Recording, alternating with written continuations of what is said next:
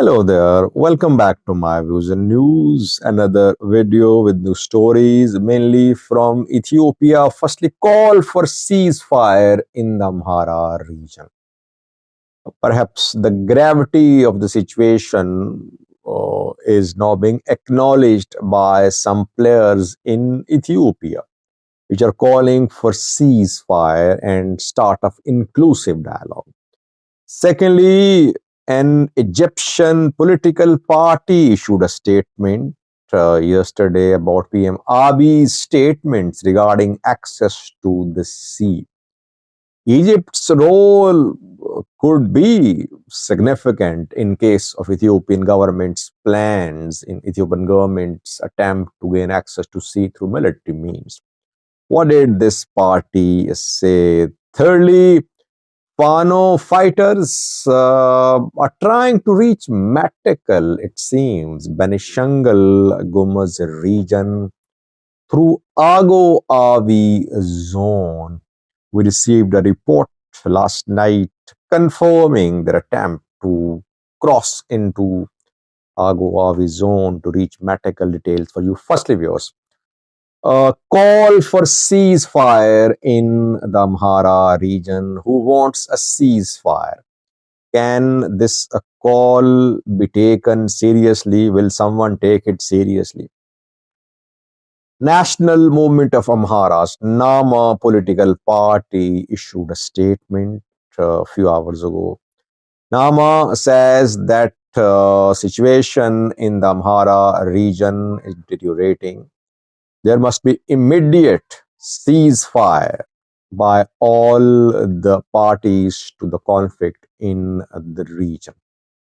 Nama is proposing inclusive, transparent dialogue to resolve the conflict. It is asking the government to listen to the demands of the groups of fighting in the region, and it wants investigations into human rights abuses being committed in the Amhara region. And lastly, it is calling for inclusive dialogue with participation of religious, political, and other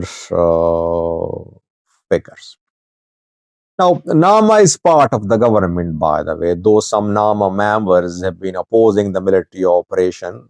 Christian Tadale opposed the military operation. He was arrested. Nama, part of the government, Balatemola is a minister, I think. He's head of Nama. But at the same time, Nama wants to be an opposition party. While enjoying the benefits of being in power, Nama wants to be seen as an opposition party. Nama is behind this operation. Individually, some Nama members are opposing this operation. Since Nama is part of the government, how can Nama disassociate itself from this operation? Nama can withdraw from the government if it is against the military operation. So basically, there is no genuine opposition political party in the Amhara region. So these statements are issued just to appease the Nama supporters in the region who are asking that party is losing its credibility, its standing in the region by remaining part of the government. But Nama's statement indicates that the situation in the Amhara region is grave. It's not that everything is back to normal. If a main political party is calling for ceasefire, it means that situation is not under control. Ceasefire is demanded when there is big escalation in a country, in a region. That is when ceasefire is demanded. If there are a few clashes in far-off area, no need to call for a ceasefire. So Nama's statement is an indication of the overall gravity of the situation in the Amhara region. Inclusion of religious leaders in talks is a very important point. Religious leaders are seen as players in the Amhara region. Some accuse them of supporting Fano, though Abuna Ermias criticized Fano groups a few days ago when he spoke. He's North Wollo Archbishop. So, and I think church has appointed a peace envoy to be part of talks to resolve conflicts. So church wants to be part of the solution, it wants to be part of dialogue. And now I is proposing that too. My view is that church should not be part of such campaigns. Church should keep itself away from politics, because talks mean give and take. Talks collapse too. Church might have to take sides. Why did church appoint a peace envoy? No one asked church to mediate. Church can only play the role of a mediator, and that can only happen if the two sides agree to the mediation of the church, which is not the case. It means church only wants to be relevant. That is why it appointed a peace envoy to be part of talks, resolve conflicts. Though we have not seen church participation in talks leading to Pretoria deal or talks between OLA and Ethiopian government, but church wants to be part of negotiations. Secondly, viewers, Egypt. First statement from Egypt about Ethiopian PM's announcement to gain access to the sea. More than a month ago, in surprising speech, Ethiopian PM Abiy said that Ethiopia had natural rights to gain access to the sea. Then we saw statements from Eritrea, Djibouti, Somalia rejecting Ethiopian government's position. Egypt remained silent. We did not see any statement from Egypt, but recently we've seen some meetings between Isaias Afwerki and Egyptian leadership. Isaias Afwerki held a meeting with Abdul Fattah al-Sisi, Egyptian president, in Saudi Arabia a few days ago, when Isaias Afwerki and Abiy attended Saudi Arabia Africa Summit there. And after that, an Egyptian party spoke. It spoke yesterday. Justice Party, small party. But the party said that Ethiopian PM Abiy's statements regarding access to the sea have created concerns in neighboring countries.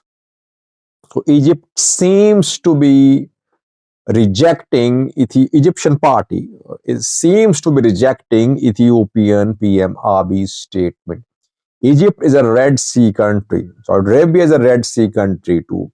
And Isaias Afwerki in recent meetings in Saudi Arabia tried to send a message to all Red Sea countries that what Ethiopia is doing should be countered by all Red Sea countries. Because if Red Sea is destabilized, all countries will suffer. If Red Sea becomes center of military escalation, it would be it would be a problem for all the Red Sea countries. I think he partially succeeded, because after that we saw that Saudi Arabia sent a delegation to Ethiopia. Minister of Transport of Saudi Arabia led the delegation, and Egyptian political party issued a statement showing the concerns prevailing in neighboring countries after PM Abiy's statement. Thirdly, the Fano fighters are trying to advance towards the Metekel, it seems. It is being reported by people in the Ago-Avi zone. Ago-Avi zone is the barrier, you can say, between Fano and Metekel of Benishangul Gumuz region. But lately we have seen Fano's intensified attacks in Ago-Avi zone. Around 2 days ago, Fano fighters entered in Jibara. Before that, they carried out some attacks near Tilili. Some Ago government officials were killed near Tilili. Now, fighting is being reported in Chara towards Chagni. Chagni is not far away from Metekel Ago-Avi zone border. Local Ago people say that Fano fighters want to cross through Ago-Avi zone towards Metekel. So they are asking the residents of Metekel, Ethiopian National Defense Force deployed in Metekel, to come to Chagni to protect Chagni. They say If Chagani falls to Fano fighters, they'll definitely try to move into the Metekel zone of Benishangal Gumuz region. Though so far Fano has not been able to establish a corridor through Ago Avi zone to reach Metekel from Gurjam. But it seems to be part of strategy of Fano fighters that they want to reach Metekel through Ago Avi zone, it seems. Thanks for watching.